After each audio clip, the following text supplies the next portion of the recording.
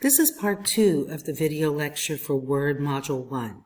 So the first part of the exercise, we created a memo here from scratch using a blank document.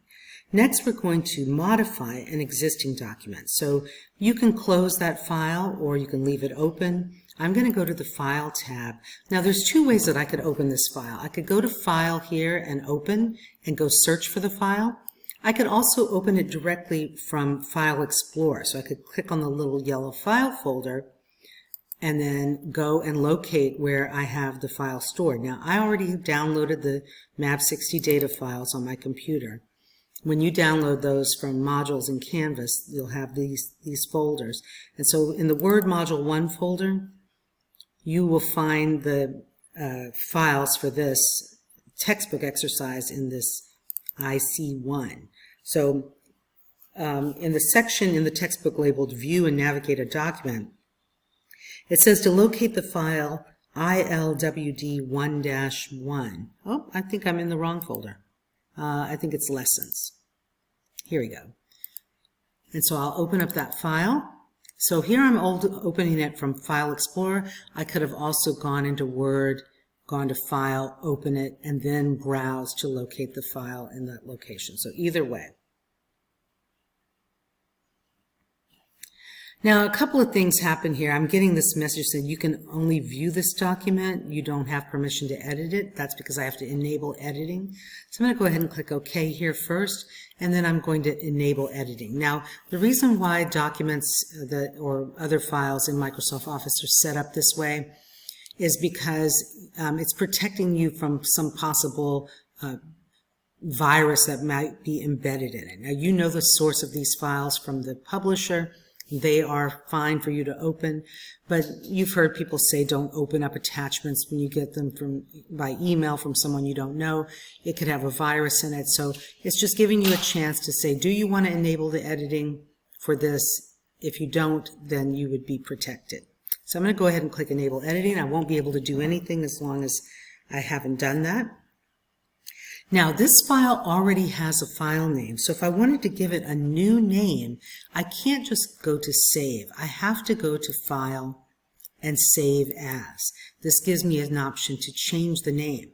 Now right now, if I just change the name, it's going to be saved in the same location as the start file. Maybe I want to put it in the Textbook Projects folder that I created in Part 1. So to find that file, I'm going to click on Browse, or find that folder. And then I had that on my desktop, and here's the folder that I had. And then remember, I created another folder called Textbook Projects. Remember, you may not have yours organized this way. Now, the textbook says to call it ILWD1_tip sheet. So I'm just going to click on here. You'll notice it highlighted the entire file name. I don't need to retype all of that. So I'm going to click again at the end, backspace to get rid of this one and the dash, and then I'll type in _ tip sheet, one word with a capital T and a capital S. So now I'm just replacing what it is. I'm following along with the textbook. Of course, this is not a homework assignment, so it's not a big deal if you didn't type it exactly right. With the projects that are graded, it is very important that the name be exactly correct. So I'll go ahead and click Save. You always want to make sure you know where you're saving it, because if you go back looking for it, you may not be able to find it. So remember where you're saving your files. There's always ways to search for it, but if I had not double-clicked on Textbook Projects, I'd be saving it in the MAB60 folder. So you want to make sure that the path at the top ends with the location where you want to save the file. And I'll go ahead and click Save. Now the exercise says to drag the vertical scroll box down until the bottom of the document is visible. Oop, I have to click Save here.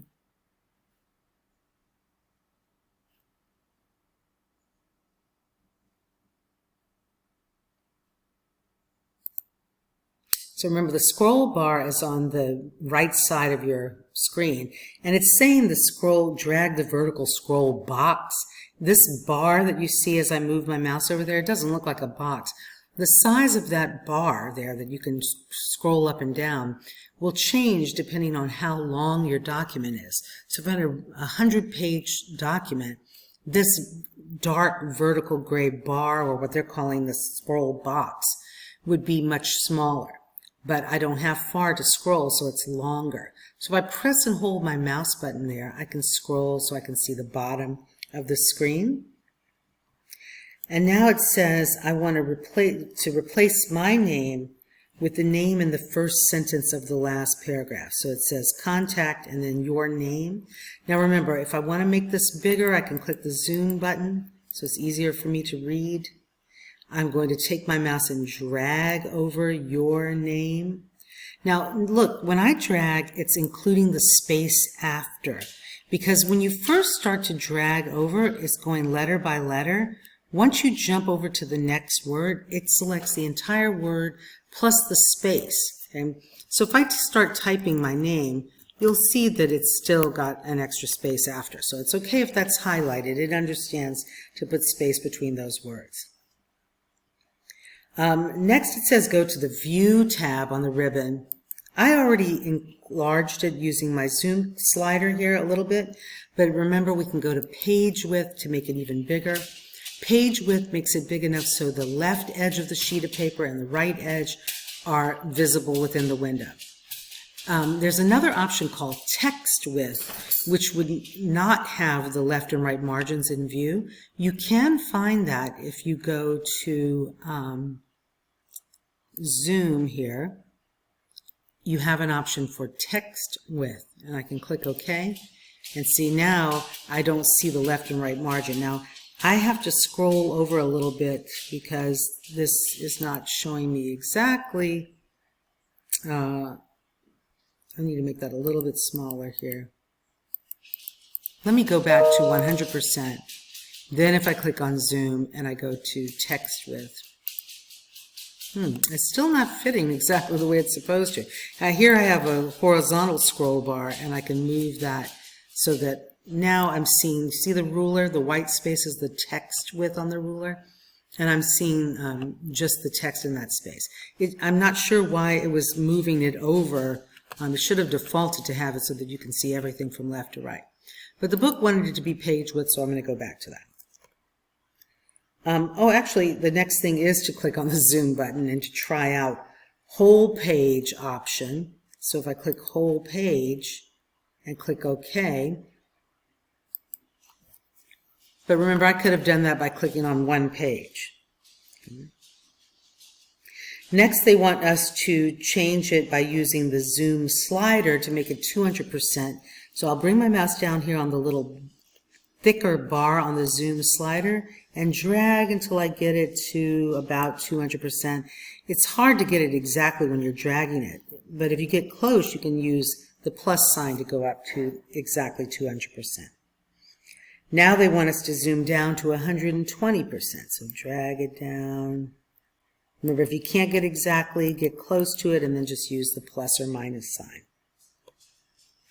Next, we're going to go back to Backstage View. Click on the File tab, and then click on Info. So this has what we call an area where we can assign properties for the file. Now you can see there are some properties that are already there. It's showing me because I'm logged in. It's saying last modified by Gina Hector. But I get the file size, how many words, how long I've been editing it, things like that. They want us to make some changes here. So I'm going to add a title. So right now there's no title. I'm going to click in that box and I'm going to type in tips.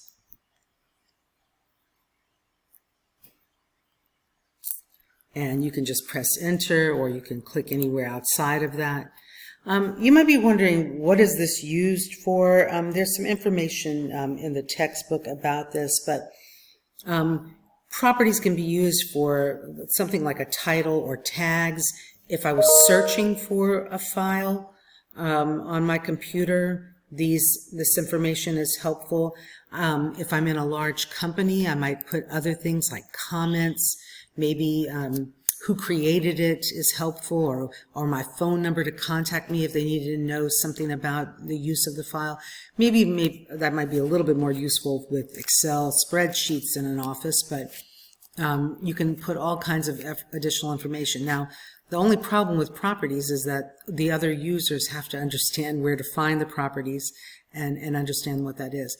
Now, you can see the properties not only here, but if you went to File, the File Explorer, the little yellow file folder, if you right-click on a file name and choose Properties, you can see the properties there as well without opening the application. I'm going to click the little back button, the little arrow, to go back into my document. And then I'm going to click my Save button just to save my changes.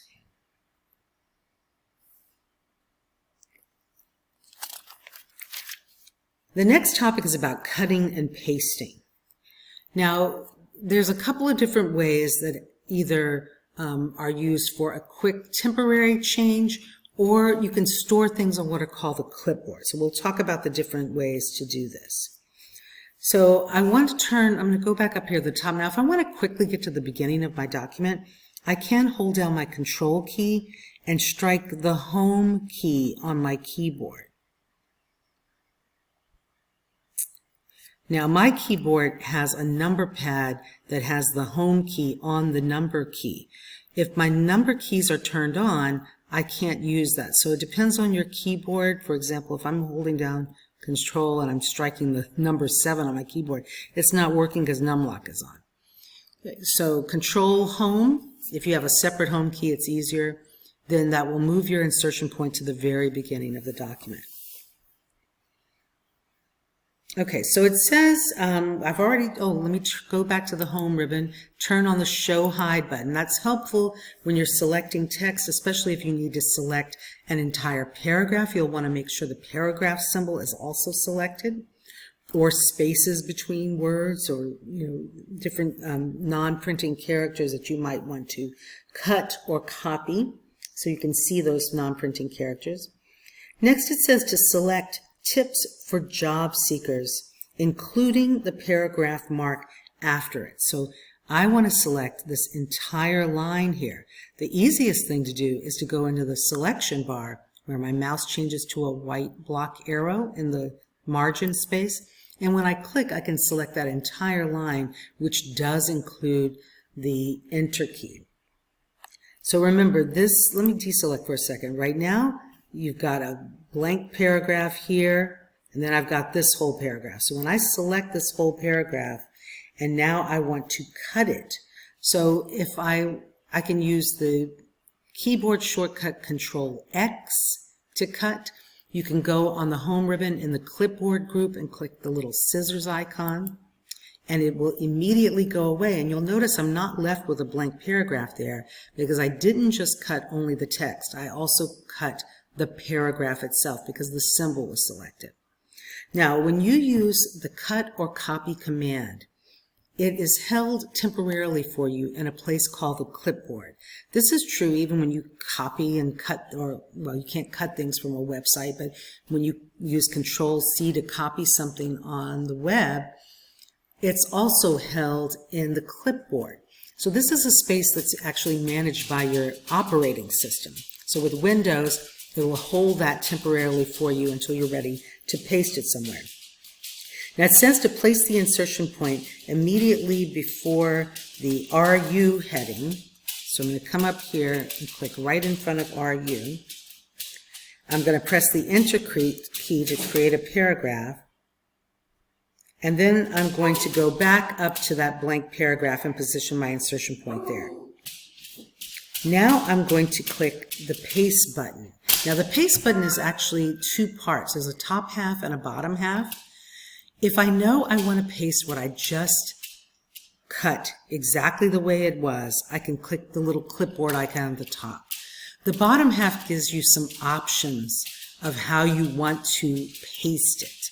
So sometimes you might be cutting some text that was formatted in bold and red, but you don't want to paste it in that formatting. You only want to paste the text only.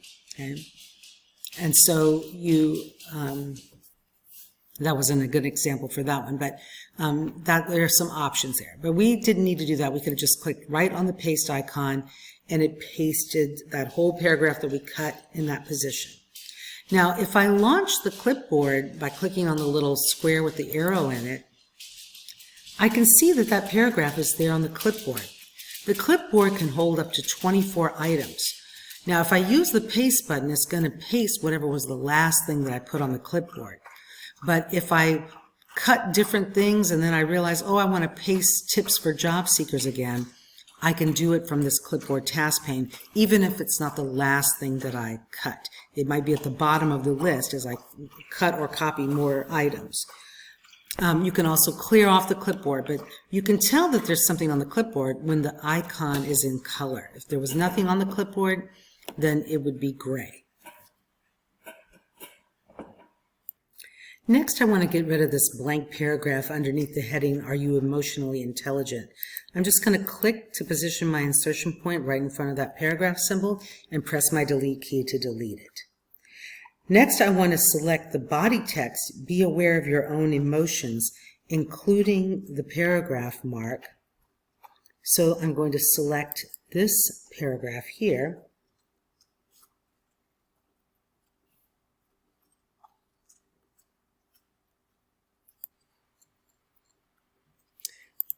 So with this text selected, another option rather than using cut and paste is to use what's called the drag and drop technique. So with the text selected, I'm going to place my mouse anywhere inside the selected text. I'm going to press and hold my mouse button down, and I'm going to drag my mouse until it's in front of Control How You Express. And when I release my mouse, that paragraph has now been moved before the other. Now, it was important that I had included the paragraph symbol so that I would get a new paragraph to go to Control How to Express Your Emotions. Otherwise, I would have put this right in front of Control and I would have been left with a blank paragraph down below. So you can see on the clipboard, that information didn't go on the clipboard because I didn't use the cut command. I'll save my changes.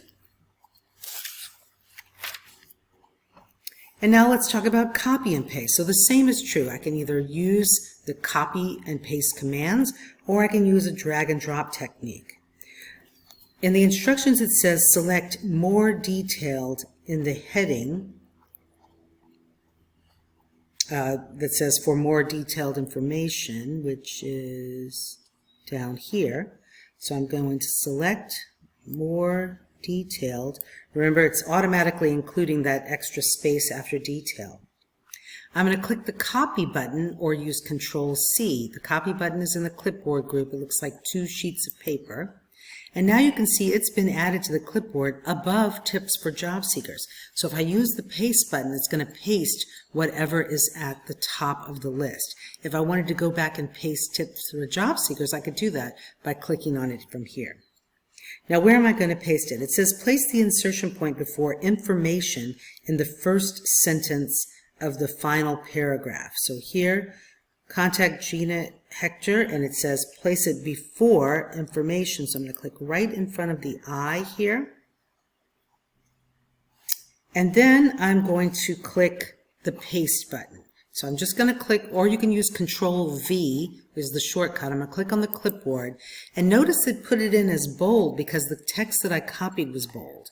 So I have this little button that appears, the Paste Options Smart Tag it's called.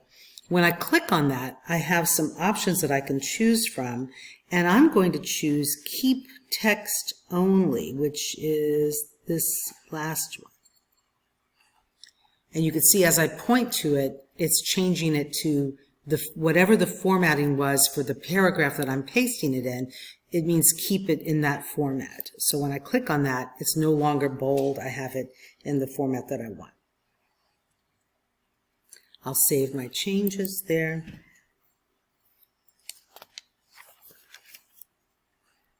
Okay, so if I don't need the clipboard anymore, I can close that up. I can always go back and launch it again. I could have cleared the clipboard, but that's not necessary. But I wanted to show you, though, if I did clear all on the clipboard icon is now gray because there's nothing on the clipboard. So that's how you know if there's nothing available to paste. Okay. All right, it says to Control Home, or you can scroll up to the top to get your insertion point to the beginning of the document. They want us to select tips for job seekers, so I'm going to select this paragraph. And we're going to go to the font group and click the drop-down arrow next to the default font, which is Calibri. And we want to choose Berlin Sans FB Demi. Now they are in alphabetical order, but if I do start typing BER, you'll notice it jumps to those. So if I can see, here's Berlin Sans down here, and I want Berlin Sans FB Demi. So when I click on that, I get that font. I want to change the font size to 18 points. So rather than clicking the increase font size button to get to 18, I can click the drop down arrow next to 12 and go and jump directly to 18 point. Next, I'm going to select, are you emotionally intelligent in the workplace? I'm going to select that heading there. And I want to change that font to Berlin Sans FB Demi. So when I click on the arrow this time, I see that that font is under recently used, so I don't have to scroll down and find it. It's right there. And I want to change the font size to 22 points. So I'll click this arrow and go down to 22. Now the last one in here I should point out is 72 point. You can see as I'm pointing to these, the font is changing. 72 point is approximately a 1-inch tall font. So if you did the math, a 36-point font would be about a 1/2 inch, an 18-point font would be a 1/4 inch, and so on. These are not the only fonts. If I wanted a 15-point font, that's not on here. I could just simply type 15. If I wanted a 200-point font, I could type 200. So these are just some of the ones that they have ready for you to select from, but not the only font. So this was supposed to be 22. And they want us to change the color to blue accent 1. So the font color button is here. If I wanted red, I could click right on this little box. But if I want a different color, I have to click the drop down arrow. Now the theme colors are set right now in the default Office themes. There are different themes, and we'll learn about that later, that we can change for documents. And if you change the theme for a document, the theme colors will change. You've got your standard colors down here, and you can also go into more colors and get different colors that you can select from. But we want blue accent 1, so I'm going to just point to these, and you can see that says light gray background 2. This is blue gray text 1, blue accent 1. Underneath that are blue accent 1 at different percentages, so lighter 80% all the way down to darker 80% or darker 50%. So I want the first one there at the top. I'll click on it to select that. Next, I'm going to scroll down and find the heading, the importance of emotional intelligence. That's right here. I'm going to select that heading. And I want to apply, this time from the mini toolbar, if I click the font, I still have recently used, so I can choose the Berlin Sans FB Demi. I can change the fonts. Now I brought my mouse too far up. I was looking down. Notice that the mini toolbar went away as soon as I moved my mouse away. To get the mini toolbar back on for the selected text, you can right click on it. That will also bring up the shortcut menu, but it also will bring up the mini toolbar. I'm going to click the increase font size to change that to 14 point. And we want to change the font color. So in the exercise, it says click right on the A, but in the book, they're showing a red button underneath it. What it is we want to use the same color that we used before, which is now on that little swatch underneath the A. So if I click on it, I'm going to get that same color. So I don't have to remember which color I picked. I can just click on the button. Next, it says to repeat that step to apply the same changes to how to build emotional intelligence and for more detailed information. Now I'm going to go ahead and, even though this is in another exercise, and jump to something which is using the Format Painter. The Format Painter is a little paintbrush here in the clipboard group that's used to copy formatting. So I made 3 different changes to this text. I changed it to Berlin Sans FB Demi, I changed the size to 14, and I changed the color. So I could come down here, select this paragraph, and do those same steps, and then do it again down here. But if I know I want those other 2 headings to have exactly the same formatting as this, I'm going to go back and select this paragraph. Now the Format Painter, when you point to it, there's a FYI at the bottom that says, to apply the formatting in multiple places, double-click the Format Painter.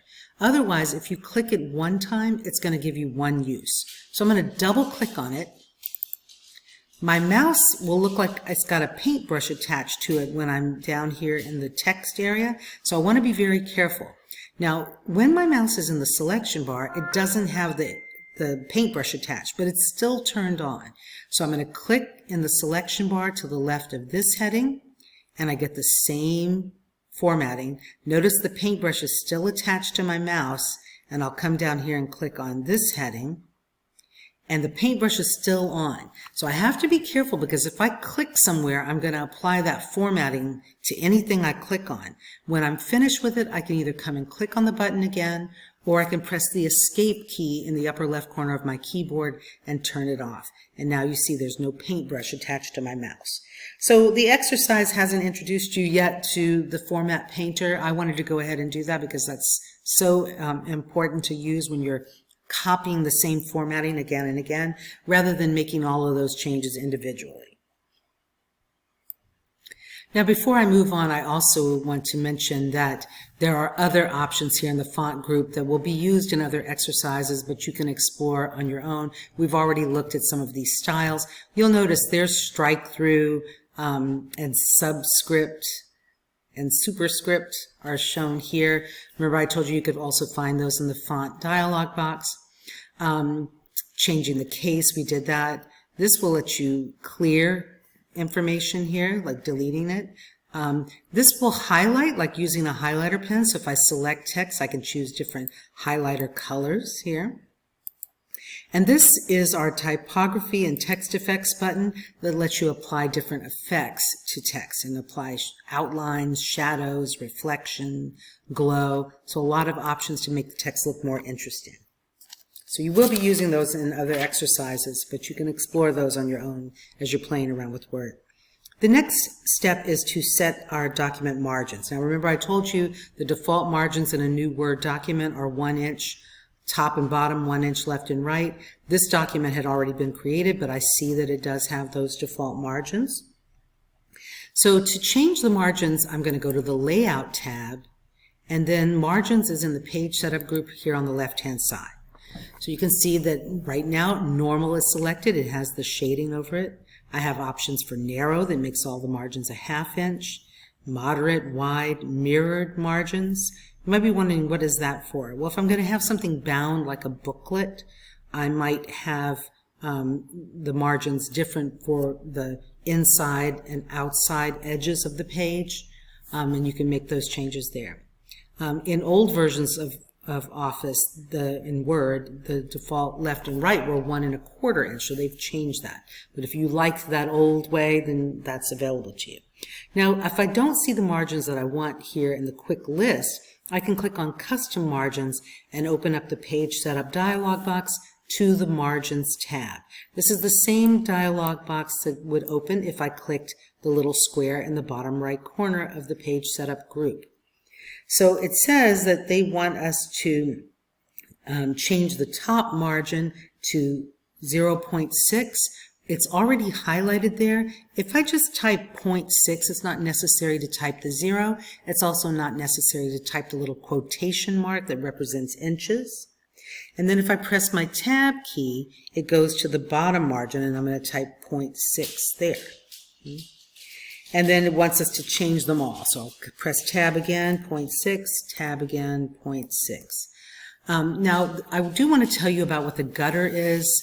If I was going to have a document bound, Maybe it's going to be stapled, or I'm going to put it in a little, some kind of binder, and the left side is going to, the binding is going to take up some of that space. Well, then I might want to say that binding is going to take up a 1/2 inch or a 1/4 inch. That way my margins don't include that, so that when something is centered on the page, for example, it's not, doesn't look offset because you can't see the left side or the top if you're going to bind it at the top. So that's what a gutter is, and you can choose whether it's going to be bound on the left or bound on the top. Okay, so I've made all of those changes. I'll go ahead and click OK to accept that, and now you can see my margins are much smaller. With smaller left and right margins, this big title at the top now fits on one line. Okay, so I do want some space between tips for job seekers and then are you emotionally intelligent in the workplace, but I don't need this large of a space with this blank paragraph, so I'm going to click right in front of that and press the delete key to delete that paragraph. And now I'm going to place my insertion point. The book says place it anywhere in the paragraph tips for job seekers. So it doesn't matter where your insertion point is, as long as you're on this paragraph. I'm going to select it just so it's easier for you to see on my screen. And now I want to change the spacing before to 6 point. Now, you can do this on the layout ribbon. There's a before and after, so I can do that here. I can also go back to the home ribbon and open up the paragraph dialog box, which I can also launch from here. But if I want to change the spacing before this paragraph to 6 point, I can just click the up arrow here and it will jump to 6. By default, it moves in increments of 6 point, but you can go in and type in any number you want. For the spacing after, I want to make that 30. So remember, if I keep clicking, it takes me in increments of 30, so eventually 5 times I will get up there to 30 point. Okay? So now that added extra space, just as if I had pressed the enter key between them. But you can see there's no enter key symbol here because I've just added that spacing to the paragraph. The next section in this project has to do with adding bullets and numbering to paragraphs. So the first thing we want to notice is that here under the heading Emotional Intelligence in the Workspace is your ability to, we have 3 paragraphs. So I want to select those 3 paragraphs, starting with be aware down through understand how other people. And then I want to go to my home ribbon, and here is the bullets button. Now, if I just want regular old bullets, I can click on the bullet button.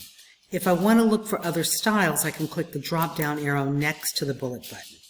So this says it wants us to use the check mark style. Now, you're not limited to these. It says define new bullet. I can go and open up a dialog box to choose some other options. But these are some standard ones, circles or squares, diamonds, arrows, and this check mark. Okay. Now you'll notice that when I selected it, it also pushed and indented the paragraphs in. That's a default setting. If I didn't want the paragraphs to be indented like that, I could use my decrease indent button and push them so the bullets are aligned back on the left margin. But by default, it does indent bullets and numbering. The next thing I'm going to do is find the heading How to Build Emotional Intelligence. That's here. And I want to select the 4 paragraphs that begin Become Aware here. So 1, 2, 3, 4, these 4 paragraphs. And I'm going to this time click the little drop down arrow next to the numbering button. So you see we have some different options, numbers with periods, and as I point to them, I can see what it will look like. This is what we call live preview, and you can preview what it will look like. It wants us to choose the left numbering style, which is this one. So see number alignment left, I'll click on that, and so then also those are indented. Next, we're going to place the insertion point before times in the first sentence of the first numbered paragraph. So here's the first numbered paragraph. I'm looking for the word times. So I'm going to click to position my insertion point right in front of the T, and I want to add in the word peak, P-E-A-K. I'll put in a space to separate those words. Next, I'm going to place the insertion point before think in the second sentence of the paragraph. So right here, after the space, but right in front of the capital T. And I want to make this a different bullet point. So when I press the Enter key, it's going to automatically renumber. This will now be number 2, and now it renumbers the other paragraphs as well. So very easy to change that. Now, the next thing is, when it comes to formatting the text, if I selected all of this paragraph, I could, and made it bold, which let me do that. Let's say I select all of this, and I make it bold. You'll notice that the numbers became bold too. I'm going to click Undo. If I only want the numbers to be bold, I can click on the number 1, and now all of the numbers are selected. And now if I click bold, only the numbers are bold. So you can format the numbers or bullets with the paragraphs, or you can format them separately by selecting just the bullets or the numbers. Okay, so next we're going to put in a graphic. So I'm going to scroll back up here to the top, or you can do Control Home. And it says to place, Control Home would put my insertion point right here at the very beginning. Okay, so right in front of JCL Talent. What's helpful, because we're going to move this anyway, is to put your insertion point close to where you want the picture inserted, because first the picture will be inserted as text. It'll be in line with the text, just like a letter. And so that's why it's helpful if you kind of have it in the vicinity where you want it to be. So I'm going to go to the Insert tab because I want to insert a picture. And now here in the Illustrations group, I'm going to click on Pictures. And from this device, because the file is in my Data Files folder.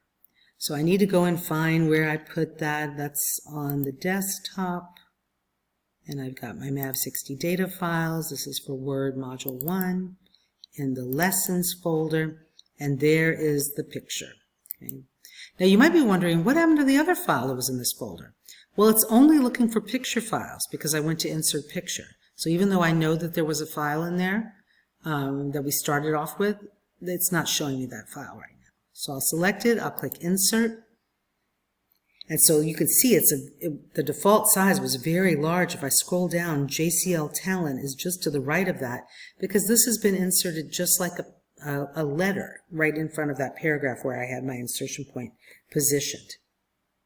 So the first thing I want to do is make it a better size. Now, I can resize the pictures using the sizing handles. Anytime you're resizing a picture, it's always best to use a corner. Now, even with corners, they may not be, will not keep your width to height ratio unless that's locked. Now, a lot of pictures that you might insert or find through the internet have the ratio locked so that when you're dragging the corners, it will keep the proportions correct. Never go to the top or bottom or left or right, because you see if I do that, I distort the image. So I'm going to click Undo. Now if I know I wanted a specific size on the Picture Format ribbon, which by the way, this is what we call a contextual ribbon tab. It wasn't there before. It's there because I have a picture selected. If I click off of the picture, that ribbon tab goes away. If I click on the picture, it comes back. On the Picture Format ribbon on the far right side, I have a Size button. And I can see that this particular image is a perfect square shape because the height and width are exactly the same. Now I'm going to click in the height box and type 2.5. And when I press Enter, you'll notice the width changed as well because the ratio is locked for this image. Now, I'm going to show you something that's not in the textbook, but where do I see all of that? Well, if I click on this little square to launch a dialog box for advanced size options in the layout dialog box. You can see these are both checked. Lock the aspect ratio. That means if I use the corners or if I adjust the height or width in the boxes up here, the other box will change automatically based on the ratio of width to height. Relative to original picture size has to do with the scaling with percentages. So 43% of its original size. So if you're not sure, you can always go into this dialog box before you resize things and make sure you change that. Otherwise, if you try to resize and you notice the width didn't change, you can just simply undo and then go back and make these changes here, or change both of the boxes. Now, this is a little bit better, but not where I want it. This is weird with JCL here to the left, to the right side of the picture. So I want to be able to move the picture around. Now, there is a quick way to get the picture in a specific position using the position option on the picture format ribbon. If I click on that, you see I have some options with text wrapping, which means let the picture or let the other text wrap around the picture. Do I want it in the upper left corner? See, if I point to that, the text wraps around it, but the picture stays in the upper left. In the middle would be weird, okay? I could put it in the bottom right, which we can't see right now, but we want it in the upper right corner. So when I click on this, now that's positioned there. Now you'll notice this brain is not all the way at the top. That's because it's positioning the upper left side, or the top is aligned with the top margin. The right side of the image boundaries is aligned on the right margin. Now, wrapping is something that could have been done separately. Here you can see square has now selected. Before it was in line with text, and that's the reason why it was in line like a letter. Choosing positioning automatically changed it to square, but you could have done that and then just dragged it to whatever position you want it to be in. Okay? If you want it nice and neatly aligned with the margins, that's a nice way to do it. Okay, now with the picture still selected, I want to apply a picture effect and add a shadow style to this. So on the picture format ribbon in the picture styles group, there are a lot of default options here in this box. Okay, so if, like, say if I point to this one, well, it's not letting me, let me open the gallery. And you see as I point to these, I can see the styles being applied. So these are some built-in options that you can choose from. But if I know I just want the picture effect of shadow, I can click on picture effects, I can come down to shadow, and it wants us to choose offset bottom right. So I'm going to point to some of these, and I think this one is it. Offset bottom right is this option here. You can see a little screen tip telling me. So just puts a slight little shadow to add some dimension to that image. Next, I'm going to select tips for job seekers here at the top. I'll just select that paragraph. And I want to apply a different font color, green accent 6. I'm going to use the mini toolbar, click right here, and find green accent 6, and change the color of that. Now, if I want to get what I call an aerial view and see how all of this is looking on my page, I might want to go to View and One Page and kind of see how all that's fitting. See if I like the look of that. Okay, so I like that. I'm going to save my changes. And the next thing I'm going to do is play around with changing the theme. While you can see everything on the page, so remember we chose theme colors of the green and the blue. I'm going to make it a little bit bigger just so it's easier to see here. We don't have to see all of it for this, but I'm going to go to the Design ribbon tab, and I'm going to click on Themes on the left-hand side. So right now we are in the default Office theme, the very first one. They want us to change it to organic. So you can see, if I don't even change it, if I just start pointing to different ones, you can see how the fonts are changing because different themes have different fonts. So if I go and click on organic, I get different colors. if I decide I want to change it to Vapor Trail, so I might have to scroll down to find that one. Here, you can see I get different colors. Okay? Now, even with those colors that are part of that theme, oh, another thing is you'll notice the font is different here. Remember it was Calibri before for the text? So not only do colors change, but the default fonts. If I click on this paragraph, let me go to the home ribbon, and this is Century Gothic. Now it doesn't change the font for what we had changed originally for these paragraphs. It doesn't override the Berlin Sans FB Demi.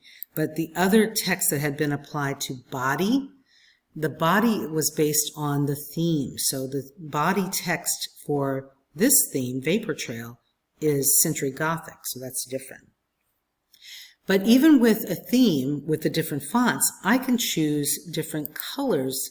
Keeping the fonts that are part of that theme, I can click on Colors here on the Design ribbon, and I'm going to choose blue.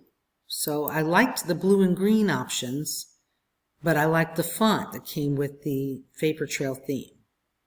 So you can also, if you chose a theme because you like the colors, you can change the fonts as well. Okay, so that is the end of that exercise. I'll save those changes. And this covers most of the topics, or if not all of the topics, that you'll have come up as you work on projects A and B for Word Module 1, your graded projects. I'll be posting another video on how to get started with the graded projects for this module.